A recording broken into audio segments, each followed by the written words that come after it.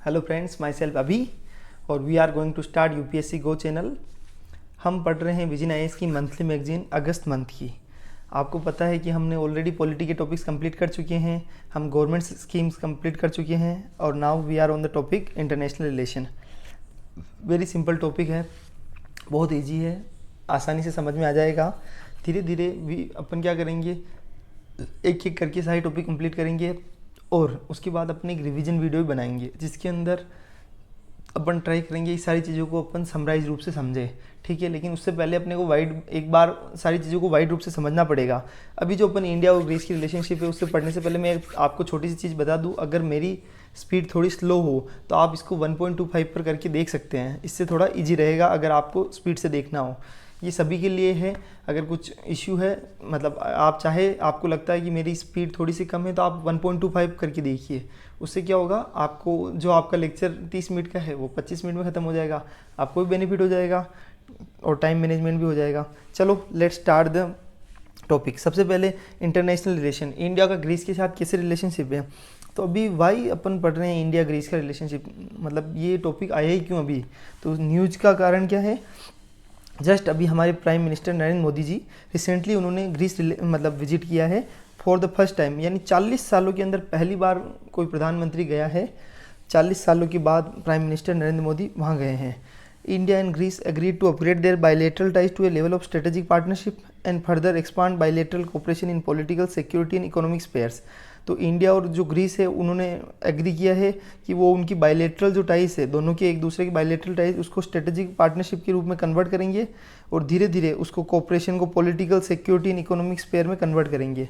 Indian prime minister को वहाँ पर एक जो अवार्ड है ग्रीस का सेकंड हाईएस्ट सिविलियन ऑनर, जो सेकंड हाईएस्ट सिविलियन ऑनर बोलते हैं ना, जो सेकंड हाईएस्ट ऑनर जो अवार्ड है उसका नाम है grand cross of the order of the honour. याद रखना, grand cross of the order of honour.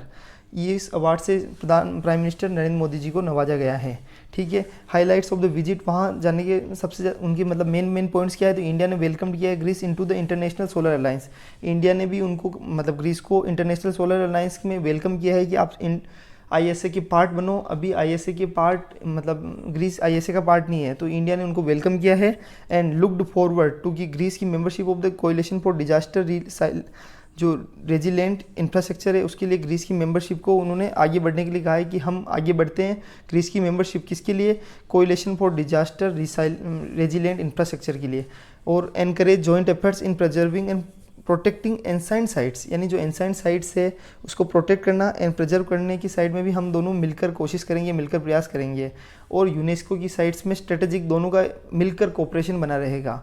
किसके, एक तो इंटरनेशनल सोलर अलायंस के लिए वेलकम किया है, अभी तक ज्वाइनिंग नहीं हुई है, और सेकंड एनकरेज किया है कि हम दोनों एक दूसरे की एंसाइंट साइट को प्रिजर्व एंड प्रोटेक्ट करेंगे। उसके अलावा both countries agree to the finalisation of the mobility and migration partnership agreement. एक मोबिलिटी और माइग्रेशन जो पार्टनरशिप एग्रीमेंट है उसको फाइनल मतलब उन्होंने एग्री किया है कि वो फाइनलाइज करेंगे दोनों country mobility and migration partnership agreement to facilitate skilled migration, ताकि स्किल लोग एक दूसरे के देश में माइग्रेट कर सकें। अभी अब मैं सबसे पहले ये बताता हूँ इंडिया और ग्रीस जो रिलेशनशिप है उसकी हिस्टोरिकल रिलेशनशिप को समझ लेते हैं। हमारे जो सम्राट चंद्रगुप्त मौर्य थे, चंद्रगुप्त मौर्य के historical linkage Chanakya in Chandragupta court records in अर्थशास्त्र। चाणक्य की जो अर्थशास्त्र है जो और जिसके बारे में चंद्रगुप्त की कोर्ट रिकॉर्ड्स में लिखी गई है घटना, उसमें यवन ambassador in the Kings court, यवन एम्बेसडर जिसका नाम था मेगस्थनीज, उस मेगस्थनीज का नाम लिखा गया है। और वो किसके दरबार में थे, सम्राट चंद्रगुप्त के दरबार में, जो हमारे चंद्रगुप्त थे उसके दरबार में। तो चंद्रगुप्त के दरबार में मेगस्थनीज थे। तो इंडिया का रिलेशनशिप बहुत सालों पुराना है। जिस टाइम पे 327 एडी के टाइम से ही, जो 325 बीसी से लेके जो अपने 298 बीसी तक, जब उनका शासन चला, पूरे 23 साल तक उनका शासन चला था। ठीक है, तो 325 बीसी से 27 साल तक उनका शासन चला था चंद्रगुप्त मौर्य का। उस शासन के टाइम पे जब मेगस्थनीज भी एक उनके मतलब जो मेगस्थनीज था वो एम्बेसडर बन के आया था यूनान का, और यूनानी एम्बेसडर थे, कौन थे, मेगस्थनीज। उसके बाद trading between Mauryan kings and Greece is evidence by coinage and writing, मतलब एक गांधार आर्ट है, नाम सुना हो तो। गांधार आर्ट किसका ग्रुपिंग है? इंडिया और ग्रीस इन्फ्लुएंस दोनों से मिलके जो आर्ट बनी है वो गांधार आर्ट है।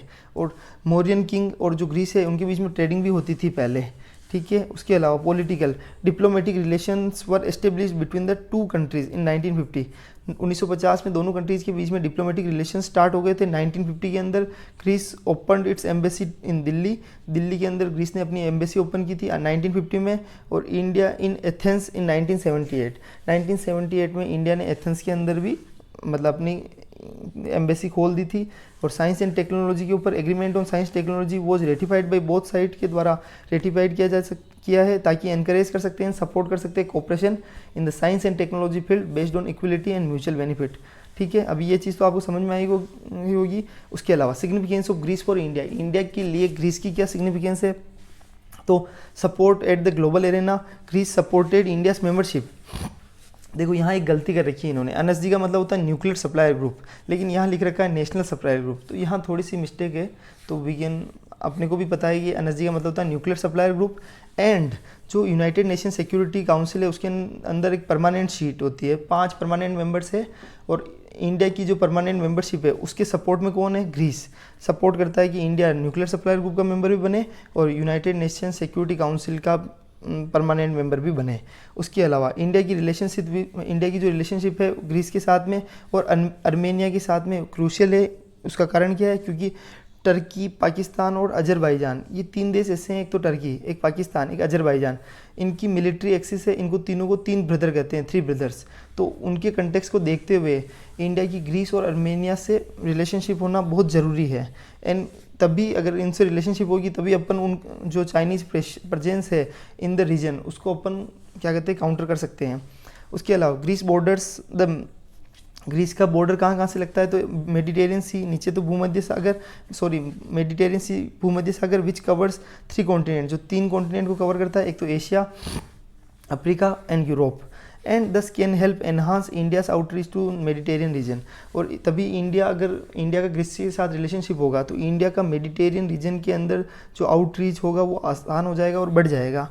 Mediterranean region is vital of India's Indo Pacific policy.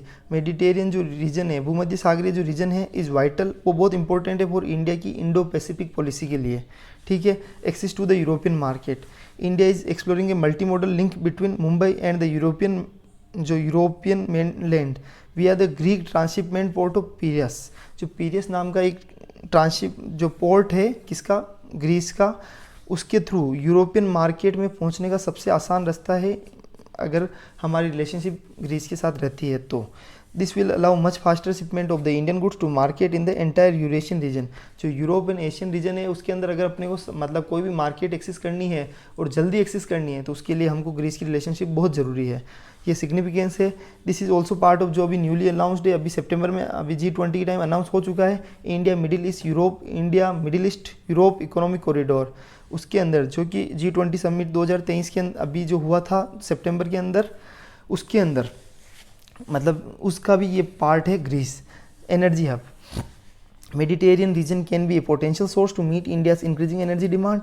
Mediterranean region यानी जो भूमध्य सागरीय रीजन है वो एक पोटेंशियल सोर्स है टू इंडिया की जो इंक्रीजिंग जो एनर्जी डिमांड है उसके लिए, और एनहांस कर सकता है एनर्जी सिक्योरिटी, ठीक है। इसके अंदर ऐसा क्योंकि एक तो वहाँ से ऑयल मिलेगा अपने को, एक गैस मिलेगी, और अपन जो दूसरे देशों पर ऑयल और गैस के लिए स्पेसिफिकली अपन कुछ ही देशों के ऊपर जो मतलब अपन कुछ ही देशों पर निर्भर है, वहाँ से हटके अपन थोड़ा अगर दूसरे देशों की ओर भी बढ़ेंगे, इससे क्या ओनली वन कंट्री पर डिपेंडेंस खत्म होगी।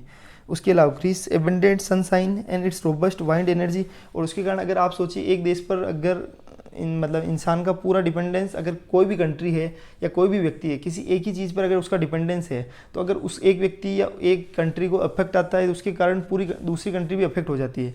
इसलिए अगर अपनी डिपेंडेंस एक कंट्री की बहुत सारी मल्टी कंट्रीज पर होगी तो किसी भी बाहरी कंट्री का इफेक्ट इंडिया पर नहीं आएगा। ग्रीस एबंडेंट सनशाइन, और ग्रीस के अंदर जो सनशाइनिंग है वहाँ पर जो सूर्य का प्रकाश है और वहाँ पर जो हवा की एनर्जी कैपेसिटी है वो इंडिया के लिए एक पोटेंशियल अपॉर्चुनिटी है फॉर इलेक्ट्रिसिटी जनरेशन के लिए। उसके अलावा डिफेंस एंड सिक्योरिटी के रीजन में भी Greece expanding its defence expenditure, कहाँ से? यूएस $5 बिलियन से 8.4 बिलियन उन्होंने अपना जो बजट बढ़ा दिया है डिफेंस एक्सपेंडिचर। इसके कारण इंडिया के लिए एक्सपोर्ट का एक अच्छा मार्केट बन सकता है ग्रीस। ठीक है, India and Greece have engaged in joint naval exercise भी, और मेडिटेरियन सी के अंदर joint naval exercise and multinational air force exercise है जिसका नाम है INIOCHOS 23, INIOCHOS 23, जो कि डिफेंस एंड सिक्योरिटी के लिए है। कंसर्न्स क्या है इंडिया की ग्रीस रिलेशनशिप के साथ में? तो बायलैटरल इंगेजमेंट की कमी है, चाइना की presence, low trade and investment. India का अभी तक ट्रेड एंड इन्वेस्टमेंट कम है क्योंकि वहाँ से रिसोर्सेज इनफ्लो कम हो रहे हैं, इन्वेस्टमेंट कम आ रहा है ग्रीस से। उसके अलावा चाइना की प्रेजेंस, अभी चाइना की एक कंपनी है कोस्को नाम सुना हो, उसका अप्रोक्स 60% स्टेक है इन द PS पोर्ट के अंदर, जो PS पोर्ट के अंदर 60% स्टेक है। तो इसके कारण इंडिया के लिए कनेक्टिविटी प्लान में के लिए बहुत नुकसानदायक है, और ट्रेड की जो अपॉर्चुनिटी है उसके अंदर भी ये हैम्पर कर सकते हैं। Lack of bilateral engagement, the absence of high level interaction in 4 decades, यानी 4 डिकेड्स के अंदर जो हाई लेवल इंटरेक्शन है उसकी absence has resulted in a lack of strong strategic connections, जो lack of strong strategic connections. और high level, आप सोचिए कि 40 साल हो गए हैं इंडिया और ग्रीस के रिलेशनशिप, पहली बार मोदी जी ने वहाँ विजिट किया है 40 ईयर्स के बाद में, तो 40 साल के बाद भी इतने हाई लेवल इंटरेक्शन की कमी के कारण 40 साल में स्ट्रॉन्ग रिलेशनशिप नहीं बन पाई है, तो ये कमी है। अब वे फॉरवर्ड क्या है इंडिया और ग्रीस की रिलेशनशिप में? तो हमको क्या करना चाहिए? एक तो एंगेजमेंट को एनहांस करना चाहिए। ग्रीस और सिप्रस, ये 2 ऐसी कंट्रीज जो यूरोपियन यूनियन के मेंबर्स है, अगर हम ग्रीस के साथ रिलेशनशिप बढ़ाते हैं, सिप्रस के साथ रिलेशनशिप को बढ़ाते हैं, तो ये दोनों हमारे लिए यूरोपियन यूनियन के एक दरवाजे की तरह काम कर सकते हैं, और जो यूरोपियन यूनियन और इंडिया के बीच में एक गैप बना हुआ है उस गैप को फुलफिल करने का काम ये दोनों देश कर सकते हैं। Developmental aid, India can extend its line of credit, India चाहे तो इसकी लाइन ऑफ क्रेडिट को भी एक्सटेंड कर सकता है, सॉफ्ट पावर का यूज़ कर सकता है, और उनकी जो डायस्पोरा है इंडिया के वहाँ पर ग्रीस के अंदर, उसका यूज़ कर सकता है चाइना की प्रेजेंस को काउंटर करने के लिए, एंड प्रोवाइड कर सकता है अल्टरनेटिव टू चाइनाज डेब्ट ट्रेड पॉलिसी। चाइना की एक डेब्ट ट्रेड पॉलिसी है, उसका अल्टरनेटिव इंडिया चाहे तो ग्रीस को प्रोवाइड कर सकता है। Promote tourism, collaboration on tourism promotion efforts including joint making campaigns and improved air connectivity.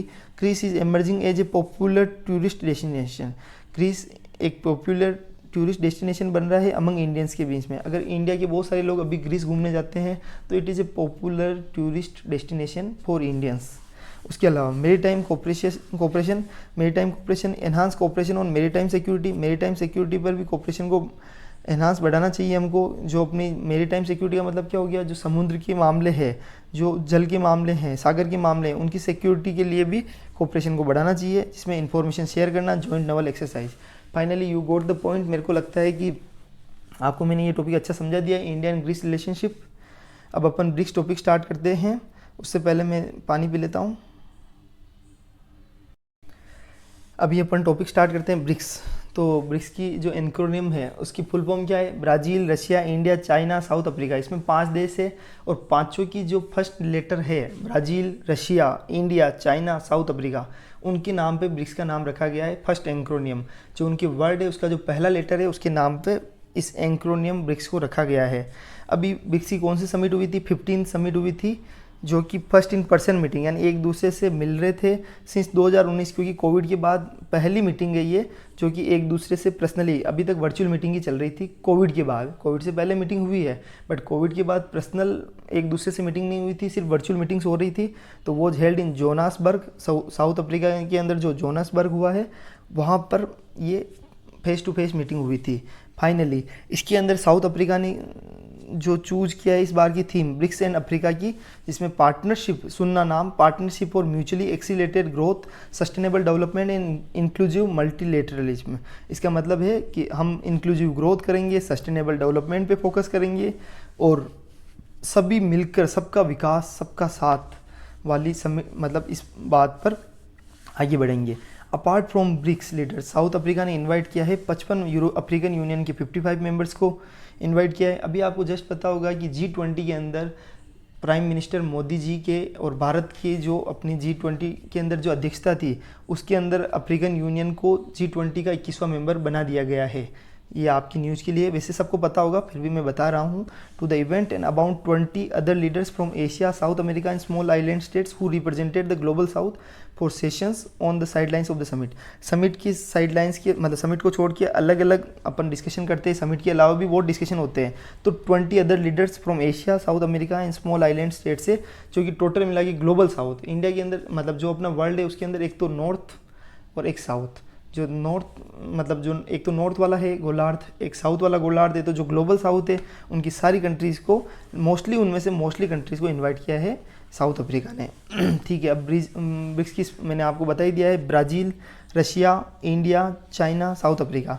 जो ब्रिक्स है वो ग्लोबल पॉपुलेशन की 41% पॉपुलेशन को कवर करता है, उनकी 24% जीडीपी को कवर करता है, और 16% ग्लोबल ट्रेड का 16% केवल ब्रिक्स कंट्रीज़ के द्वारा किया जाता है। और ये 5 कंट्रीज़ कौन कौन सी है, जो कि ग्रोइंग कंट्रीज़ है, विकासशील कंट्रीज़ है। ठीक है, अर्ली 2000 के टाइम पे गोल्डमैन सेच, जो ये एक व्यक्ति थे, उनके जो पेपर्स के हिसाब से grouping of fastest growing developing economies note in the G7। कहने का मतलब है कि G7 के अंदर जो फास्टेस्ट ग्रोइंग, ये 5 कंट्रीज ऐसी है जो फास्टेस्ट ग्रोइंग डेवलपिंग कंट्रीज़ है। ठीक है, तो इनको G7 में इंक्लूड नहीं कर रखा है। तो BRIC countries started their dialogue in 2006 with the induction of South Africa. South Africa ने कब ज्वाइन किया, याद रखना 2010 के अंदर ज्वाइन किया है। और उसके बाद ब्रिक्स आया, केम इनटू एग्जिस्टेंस, उससे पहले BRIC था, BRIC countries started their dialogue in 2006। ठीक है, उसके अलावा ब्रिक कंट्रीज़ का क्या है, तो एक सबसे बड़ा इनिशिएटिव इनका न्यू डेवलपमेंट बैंक, जो कि 2014 में आया था। इन्होंने ब्रिक कंट्रीज़ ने इंस्टीट्यूशनलाइज किया था न्यू डेवलपमेंट बैंक को। उसके अलावा एक कंटिजेंसी रिजर्व अरेंजमेंट होता है ऑफ द ब्रिक्स, ताकि प्रोवाइड कर सकता है short term liquidity support to the members को short term liquidity support provide किया जाएगा कंटिजेंसी रिजर्व अरेंजमेंट के द्वारा। उसके अलावा ब्रिक्स का एक रिसर्च डेवलपमेंट सेंटर बनाया गया है फॉर किसके लिए, वैक्सीन, ताकि प्रिवेंट कर सकते हैं एंड कंट्रोल कर सकते हैं इन्फेक्शियस डिसीज़। जो इन्फेक्शियस डिसीज़ है उसको प्रिवेंट करने के लिए एंड कंट्रोल करने के लिए BRICS research and development centre for vaccine बनाया गया है। उसके अलावा चौथा इनिशिएटिव, जो मेजर इनिशिएटिव्स है ब्रिक्स के, significant growth in BRICS initiative and trade in 2022, trade between BRICS countries total sum $162 billion, मतलब ट्रेड और इन्वेस्टमेंट को भी बढ़ाया गया है इन द जो ब्रिक्स कंट्रीज़ के बीच में। अब ब्रिक्स कंट्रीज़ का अभी जो ब्रिक्स समिट हुई उसकी आउटकम्स क्या है, तो सबसे पहला आउटकम तो है कि ब्रिक्स को अभी एक्सपांड किया जाएगा, और ये इफेक्ट में कब आएगा, जनवरी 2024 से इसको इफेक्ट में ले लिया जाएगा। जो इंडिया की ब्रिक्स की जो न्यू मेंबरशिप है, कौन कौन से, उसके साथ में 6 नए मेंबर्स और जुड़ेंगे ब्रिक्स के अंदर, Argentina, Egypt, Ethiopia, Iran, Saudi Arabia and UAE। जो ये 6 कंट्रीज है, एक तो अर्जेंटीना, याद रखना, इजिप्ट है, एथियोपिया है, ईरान है, सऊदी अरब है एंड UAE है। लेकिन इसकी एक लिमिटेशन भी है, इन 6 कंट्रीज़ को जोड़ तो रहे हैं लेकिन ये 6 कंट्रीज़ की एक दूसरे के बीच में बनती नहीं है, ये अलग अलग विषम है, मतलब एक दूसरे से इनका रिलेशनशिप इतनी अच्छी नहीं है। तो अगर ब्रिक्स के अंदर इनको इंक्लूड कर रहे हैं तो उसके कारण एक लिमिटेशन ये आ जाती है कि अगर इनके कंट्रीज़ के बीच में ही विवादास्पद मामला है तो उसके बाद क्या होगा, इसका इफेक्ट जो इंटर रिलेशनशिप पे भी पड़ेगा, उसके अलावा जो ट्रेड इन इन्वेस्टमेंट पे भी पड़ेगा। उसके अलावा एक चीज़ ये भी है कि ईरान पर भी सैंक्शंस लगे हुए हैं और रशिया पर को दोनों को स्विफ्ट सिस्टम से बाहर निकाल रखा है। ठीक है, तो इसका इफेक्ट है कि उनको स्विफ्ट सिस्टम का जो ये एक तरह से लिमिटेशन है, तो उससे ट्रेड एंड इन्वेस्टमेंट में कमी हो सकती है। तो साथ ही साथ मैं लिमिटेशन भी देख रहा हूँ, आगे आएगी, बट अभी आपको बता रहा हूँ जिससे कुछ चीज़ें आपकी क्लियर हो जाएगी। ठीक है, 3 पिलर्स जो ब्रिक्स में और एक ब्रिक्स समिट के अंदर 3 पिलर्स के ऊपर फोकस किया गया है। 3 पिलर्स कौन कौन से हैं कि स्ट्रेंथन करेंगे framework of mutually beneficial BRICS cooperation. एक तो 3 पिलर्स, एक तो पॉलिटिकल एंड सिक्योरिटी पर ध्यान देंगे हम, इकोनॉमिक एंड फाइनेंशियल पर ध्यान देंगे, मतलब सारी कंट्रीज़ के, and cultural and people to people cooperation पर भी फोकस किया जाएगा। तीनों चीज़ें, कल्चर पर, इकोनॉमिक एंड फाइनेंशियल सेक्टर पर and political and security sector पर। उसके अलावा स्ट्रेटेजिक पार्टनरशिप को एनहांस किया जाएगा, जिसमें पीस को प्रमोशन किया जाएगा, मोर रिप्रेजेंटेटिव इंटरनेशनल ऑर्डर को फोकस किया जाएगा एंड मल्टीलेटरल सिस्टम को रिफॉर्म किया जाएगा, जो कि मतलब बहुपक्षीय सिस्टम है उसको रिफॉर्म किया जाएगा, सस्टेनेबल डेवलपमेंट किया जाएगा और इंक्लूसिव ग्रोथ की जाएगी। स्ट्रेटेजिक पार्टनरशिप पर फोकस किया जाएगा अल्टीमेटली। उसके अलावा लोकल करेंसी में ट्रेड किया जाएगा कि ब्रिक्स के अंदर जो ब्रिक्स की जो 5 कंट्रीज़ है उसके अंदर अब ऐसा होगा कि जो BRICS summit task BRICS finance trading in local currency, जो ब्रिक्स समिट है उन्होंने टास्क किया है कि BRICS finance ministers and central bank governors to consider the issue of local currency payment instrument and platform. कहने का मतलब ये है कि जो ब्रिक्स के अंदर जितने भी कंट्रीज़ है वो एक दूसरे के साथ में जो ट्रांजेक्शन है उनके नेशनल करेंसी में कर रहे हैं, उससे बेनिफिट ये मिलेगा कि उनकी नेशनल करेंसी भी मजबूत होगी। ठीक है, तो यकीन कीजिए ब्रिक्स के फाइनेंस मिनिस्टर और सेंट्रल बैंक के जो गवर्नर्स है उनको कंसिडर करना है issue of local currency, payment instrument and platform को पुश फॉर यूएन रिफॉर्म्स। और ब्रिक्स का एक फोकस रहेगा कि यूनाइटेड नेशन जो जैसे जनरल काउंसिल है, यूनाइटेड नेशन सिक्योरिटी काउंसिल है, यूनाइटेड नेशन सिक्योरिटी काउंसिल में परमानेंट मेंबरशिप और भी लोगों को मिलनी चाहिए। उसके अलावा यूनाइटेड नेशन जनरल काउंसिल है और भी जो यूएन की बॉडीज़ है उसके अंदर अगर रिफॉर्म की नीड है तो मतलब यूएन ये ब्रिक्स फोकस करेगा, उन पर प्रेशर डालेगा और पुश करेगा उनको कि आप यूएन के अंदर जो ज़रूरी रिक्वायरमेंट है अभी न्यू ट्रेंड के हिसाब से उनको आपको रिफॉर्म करने होंगे। तो the statement for the first time in the recent pass said that BRICS countries support a comprehensive reform of United Nation including its security council. और चाइना भी सोचिए आप, वैसे तो चाइना अपना सबसे विरोधी है जो परमानेंट मेंबरशिप में के लिए विरोध करता है, लेकिन नाउ ही सेइंग कि वो ब्रिक्स के कारण बोल रहा है, बट ऐसा पॉसिबल नहीं है। बट फिर भी ब्रिक्स ने तो बोला ही है। अब इंडिया की प्रपोजल्स क्या है, अभी इंडिया ने भी कुछ प्रपोजल्स दिए हैं समिट के अंदर। एक तो स्पेस के अंदर कोऑपरेशन किया जाएगा। India's prime minister called for establishing a BRICS space exploration consortium. BRICS का स्पेस एक्सप्लोरेशन कंजोर्टियम जो कि फोकस करेगा स्पेस रिसर्च पे, weather monitoring for a global good. BRICS is already working on the BRICS satellite constellation. अभी BRICS satellite constellation पे काम कर रहा है और इंडिया ने और बोला है कि ब्रिक्स स्पेस एक्सप्लोरेशन कंजोर्टियम पर फोकस किया जाए। Inclusion in G20, India proposed that all the BRIC nations, जितने भी BRIC nations है and the African union be permanent members of the G20, और अफ्रीकन यूनियन को भी परमानेंट मेंबर्स बनाया जाए G20 का। और नाउ यू आर, अभी आपने G20 वाली मीटिंग देख ही ली है, तो now the African union is the member of the G20। Future ready BRICS, India called for cooperation in the areas of education, skill development and technology. देखो Brazil, Russia, India, China और South Africa 5 देश है और क्या नाम है African union है, तो इनको उनका फोकस है कि ये सभी G20 के परमानेंट मेंबर्स बने। Future ready BRICS, India called for cooperation in the area जो ऑलरेडी मतलब ब्राज़ील तो है ही, रशिया ऑलरेडी है, इंडिया ऑलरेडी है, चाइना ऑलरेडी है और मतलब अफ्रीकन यूनियन अभी बन चुका है परमानेंट मेंबर। उसके अलावा India also propose skill mapping exercise भी इंडिया ने प्रपोज की है ताकि अपन कॉम्प्लीमेंट कर सकते हैं each other in their development journey. Other proposals advocating by India, India के द्वारा अदर जो प्रपोजल एडवोकेट किए गए हैं, एक तो big cat protection between the 5 countries, जो इन 5 कंट्रीज़ के बीच में बिग केट प्रोटेक्शन होना चाहिए। 7 टाइप्स ऑफ द बिग केट्स होती है, यानी जो बिल्ली की जो अपन बोलते हैं ना बड़ी बिल्ली, उसकी 7 प्रजातियाँ होती है मोस्टली पूरे वर्ल्ड में। एक तो टाइगर, लोयन, लियोपार्ड मतलब leopard, snow leopard, Puma, Jaguar and चीता। तो इन 5 कंट्रीज़ के बीच में बिग केट का प्रोटेक्शन होना चाहिए और जो 7 टाइप की जो प्रजातियां हैं उनकी सुरक्षा पहुंचाना, तभी हमारा जो एनवायरनमेंट है, जो बायोडाइवर्सिटी है वो मेंटेन रहेगी।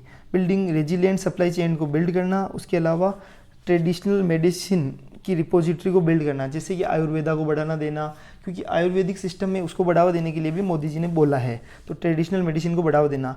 ब्रिक्स एक्सपांशन की सिग्निफिकेंस क्या रहेंगे कि geo political and geo economic expansion, the expansion signifying a growing alignment of the geo political and economic agenda within the BRICS. आप सोचिए इसके अंदर कहाँ मतलब अफ्रीका के मेंबर्स है, साथ में मिडिल ईस्ट के मेंबर्स है, तो मेजर ग्लोबल ऑयल प्रोड्यूसर जिसमें क्रूड ऑयल जैसे कि Suez canal and strait of Hormuz and Bab el Mandeb strait, तो इसके अंदर जो मेजर ग्लोबल ऑयल प्रोड्यूसर है वो नियर क्रूशियल चेक पॉइंट्स के पास में बिल्कुल, तो उसका क्या फ़ायदा मिलेगा इंडिया को कि भाई जियो पॉलिटिकल बेनिफिट मिलेगा। Infrastructure linkage, expanding BRICS opens up new horizon of economic and people to people connect, जिसमें India, Iran, Russia are already developing the international north south transport corridor को develop कर रहे हैं। उसके अलावा Africa की growth inclusive of 2 African countries को भी इंक्लूड किया गया है, जिसके अंदर कौन कौन सी है, मतलब उसके बेनिफिट क्या मिलेगा कि अफ्रीकन कॉन्टिनेंट के अंदर फ्री ट्रेड एरिया को ग्रोथ की जा सकती है, डेवलपमेंट किया जा सकता है।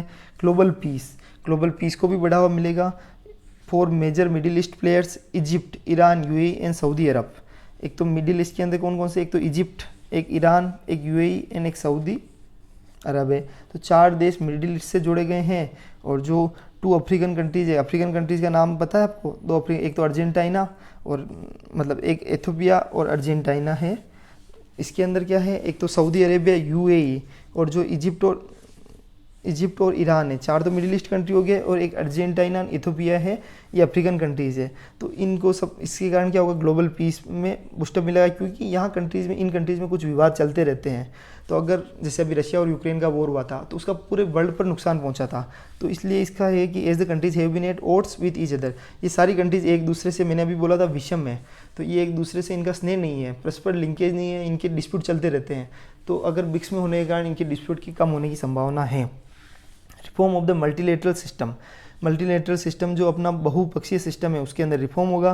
BRICS will greatly push forward the agenda for reform in the present system of multilateralism while where western power play dominant role. या अभी जो भी यूएन है, मल्टीलेटरल का मतलब हो गया कि जो बहुपक्षीय सिस्टम है उसके अंदर कुछ वेस्टर्न कंट्रीज़ का सबसे ज़्यादा रोल है, वो एशिया की डिसीजंस भी वेस्टर्न कंट्रीज लेती है। तो उसके अंदर रिफॉर्म्स पर भी फोकस किया जाएगा, किसके द्वारा, ब्रिक्स के द्वारा, क्योंकि उसके अंदर अब कंट्रीज बढ़ जाएगी, 6 और 5 11 हो जाएगी। तो मोस्टली अफ्रीका की कंट्रीज़, मिडिल ईस्ट की कंट्रीज़ और एशियन कंट्रीज़ है। तो उसका कारण क्या रहेगा कि उसके कारण वी कैन, मतलब जो वेस्टर्न कंट्रीज़ है उसके बैलेंसिंग को पावर बैठ जाएगा भारत का ब्रिक्स के साथ में और क्वाड के साथ में। Emerging challenge to BRICS with expansion and other reforms, उसमें डाइल्यूजन ऑफ ओरिजिनल पर्पज़ का डाइल्यूजन ना हो जाए। चाइना के लिए, ये चाइना फैक्टर के लिए बहुत काम का हो सकता है, क्योंकि चाइना का ऑलरेडी ईरान से रिलेशनशिप है, चाइना का रशिया के साथ रिलेशनशिप बढ़ रहा है। तो चाइना की जो बेल्ट ट्रैप पॉलिसी है, उसके अलावा चाइना का जो बेल्ट एंड रोड इनिशिएटिव है, उसको बेनिफिट ना मिल जाए इस ब्रिक्स एक्सपांशन से। इंडियाज़ बैलेंसिंग इंटरेस्ट को भी खतरा पहुंच सकता है। कैसे?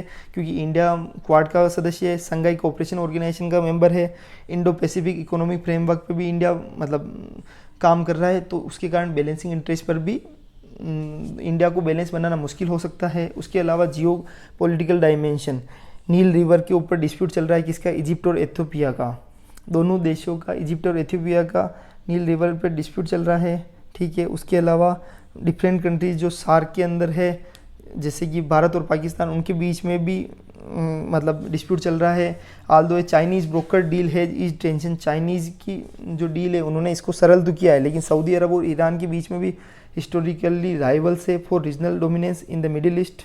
तो सऊदी अरब ईरान के बीच में भी राइवली है, इजिप्ट और एथियोपिया के बीच में भी डिस्प्यूट है।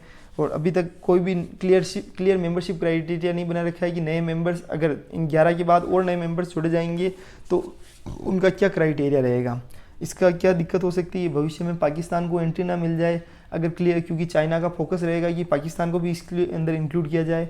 तो नो क्लियर मेंबरशिप क्राइटेरिया, ये भी एक इशू है। Difficulty in intra BRICS trade, intra BRICS जो ब्रिक्स के अंदर जो इंट्रा ब्रिक्स है उसके अंदर ट्रेड में भी डिफिकल्टी है। डिफिकल्टी इसलिए क्योंकि रशिया और ईरान पर सैंक्शन लगे हुए हैं और उनको स्विफ्ट सिस्टम से बाहर निकला गया है। पुश टू मिनीलेटरिज्म विथ एक्सपांडेड, जैसे जैसे ब्रिक्स बढ़ता जाएगा हम एक मिनीलेटरिज्म, यानी एक सिर्फ एक बहुत जैसे अलग अलग पूरा विश्व जैसे अलग अलग टुकड़ों में बढ़ जाएगा। उसके अंदर a style of diplomatic engagement that gives prominence, जो फोकस करेगी small and medium size coalition of like minded state, यानी जो लाइक सेम माइंड के जो स्टेट्स हैं ना उनके ऊपर फोकस करेगी। तो मिनीलेटरिज्म की ओर हो सकता है कि ये विश्व बढ़ जाए। तो one problem with minilateralism is that it threats to further erode our means of global collective. हमारा उद्देश्य क्या है भारत का कि वन अर्थ वन वर्ल्ड, यानी हम चाहते हैं कि एक दुनिया एक वर्ल्ड वाला सिस्टम रहे, वन अर्थ वन फैमिली, कि एक अर्थ एक परिवार की तरह रहे। लेकिन अगर ब्रिक्स के अंदर एक्सपांशन हो जाएगा तो 11 देश अलग हो जाएंगे, क्वाड अलग हो जाएगा, तो देर आर सो मेनी, और वेस्टर्न का मतलब जो कंट्रीज़ का नाटो अलग हुआ है, तो उसके कारण क्या होगा, इससे पूरे वर्ल्ड के अंदर अलग अलग टुकड़े बढ़ जाएंगे। How should India respond to this development, इन डेवलपमेंट्स के लिए इंडिया को कैसे रिस्पॉन्ड करना चाहिए to do the balancing act, India को बैलेंसिंग एक्ट निभाना चाहिए। उसके लिए क्वाड सारी कंट्रीज़ के साथ में इंडिया को अपने सबसे पहले तो India needs to strategically balance its ties with the western powers, क्योंकि specially US since the expanded BRICS will also include, मतलब अगर ईरान को इंक्लूड किया गया है और ईरान पर सैंक्शन किसने लगाए हैं, यूएस ने, तो इंडिया को बैलेंसिंग एक्ट मेंटेन करना होगा, किसके साथ में, वेस्टर्न कंट्रीज़ के साथ में भी, क्योंकि यहाँ यूएस और ईरान का भी डिस्प्यूट है। However the expansion could advance Indian interest, giving India more clout with a set of nations with which it is keen to expand relation.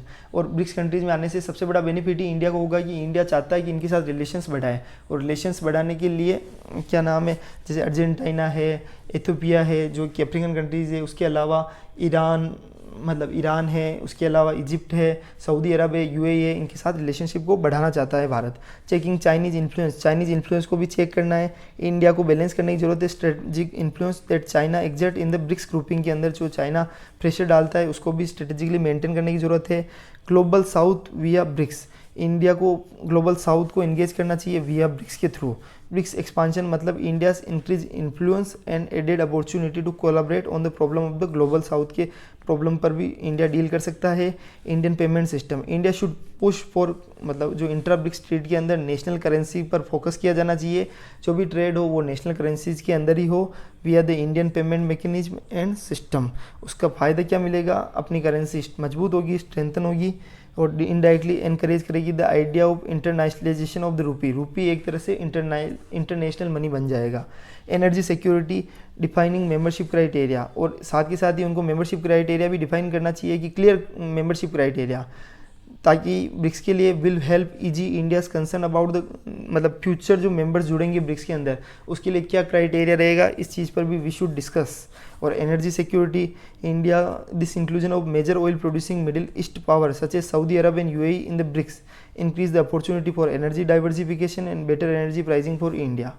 उसके अलावा कंक्लूजन क्या है? तो BRICS stand for a multipolar world, मतलब कि अभी पहले क्या होता था कि सिर्फ ध्रुवीकरण हो गया था और कुछ देश ही पूरे वर्ल्ड पर राज कर रहे थे, लेकिन अब बहुध्रुवीकरण की ओर देश बढ़ मतलब ब्रिक्स के कारण बहुध्रुवीकरण की ओर विश्व बढ़ चुका है और उसके कारण इंटरनेशनल लॉ में समानता आएगी। वहाँ पर मतलब पूरे वर्ल्ड के अंदर हर देश को इक्विटी के साथ देखा जाएगा।